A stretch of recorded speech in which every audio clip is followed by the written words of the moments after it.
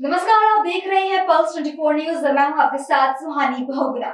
आइए रुक करते हैं इस वक्त की बड़ी खबर की ओर। सहारनपुर के नकुड़ विधानसभा के गांव छापर में भूमाफियों द्वारा कृषि भूमि पर अवैध कब्जा करने का एक वीडियो सोशल मीडिया पर वायरल हुआ है।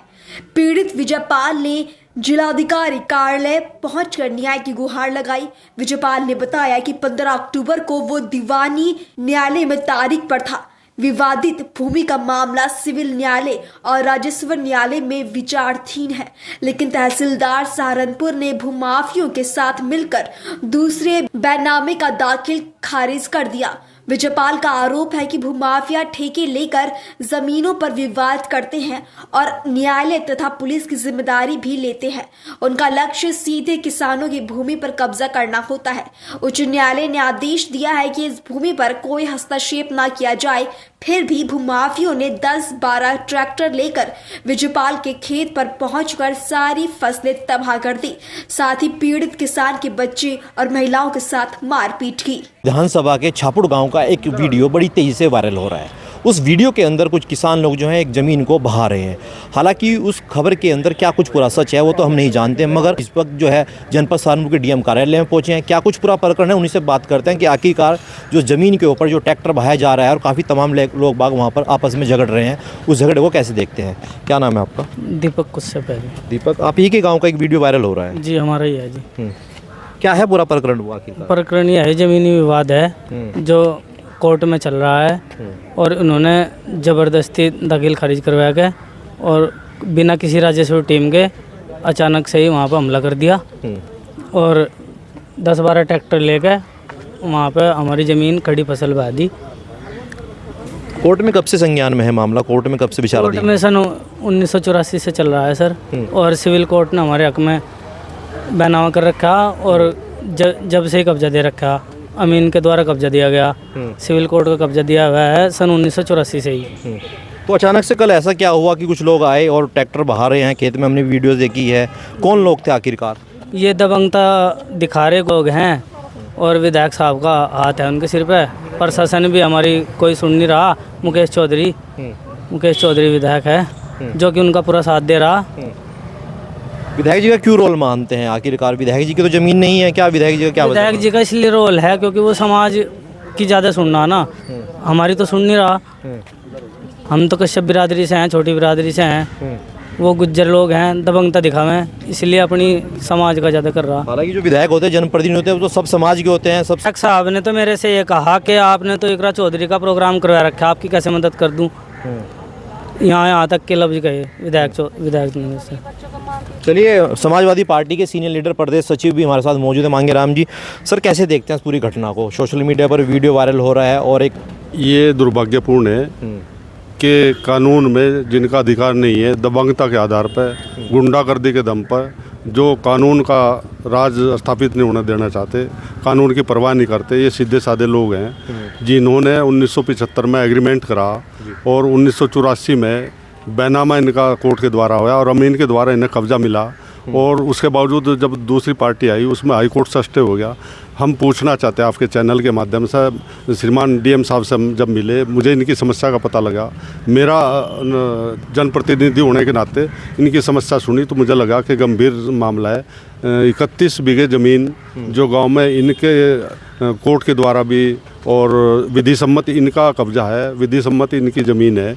उसके बावजूद जब हाई कोर्ट का स्टे, हमने डीएम साहब को पूछा, जब इनका हाई कोर्ट में स्टे है और इंदराज कागजों में है, तो ये कब्जा कैसे ले सकते हैं? इसमें सारा दोष तहसीलदार सदर का है।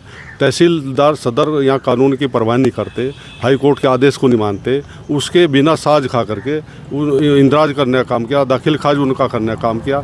ऐसी कौन सी ताकत थी, ऐसी कौन सी जल्दी थी?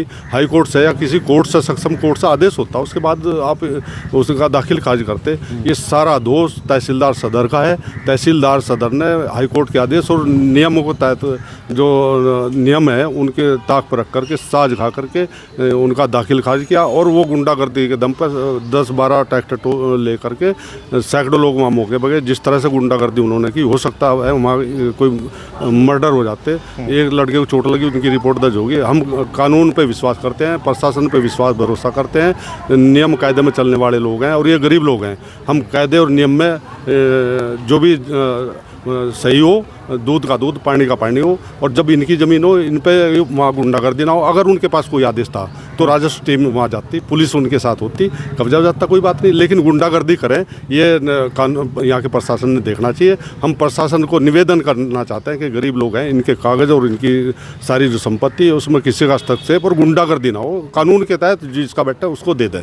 डीएम साहब के पास पहुंचे इस प्रकरण को लेकर, क्या कुछ बात मिली और क्या कुछ आश्वासन दिया आपको? डीएम साहब ने पूरे कागज़ देख के एडीएम साहब को नॉमिनेट कर दिया और हमें प्रशासन पर पूरा भरोसा है। श्रीमान डीएम साहब ने इनकी पूरी बात सुनी और निश्चित तौर से उन्होंने आश्वासन दिया कि जो सही होगा वो काम इसमें हम लोग करेंगे। कुछ और बुजुर्ग व्यक्ति हैं जो गाँव ही के रहने वाले हैं, छापुर में, से बात कर लेते हैं। क्या नाम है था वो आपका?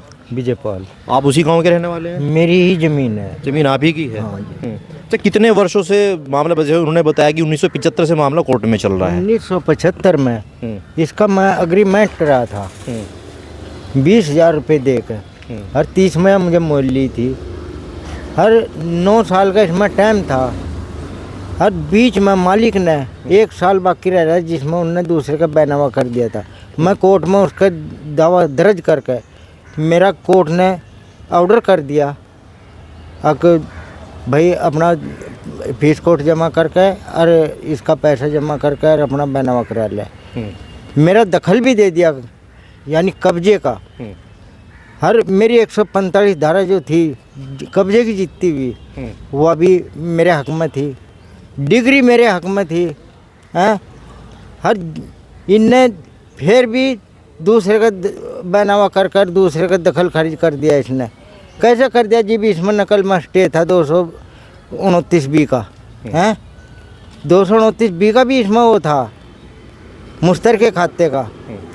इनने तहसीलदार ने कैसे कर दिया? दमकता दिखाया कि मुकेश चौधरी ने अपनी दमकता दिखाई है, अपनी बरादरी का पकड़ कराया है। हैं, हमारी कोई नहीं सुनी। मेरे जाकर छेद गिरे हैं ना, मेरी ज़मीन में मेरी फसल बह दी सारी।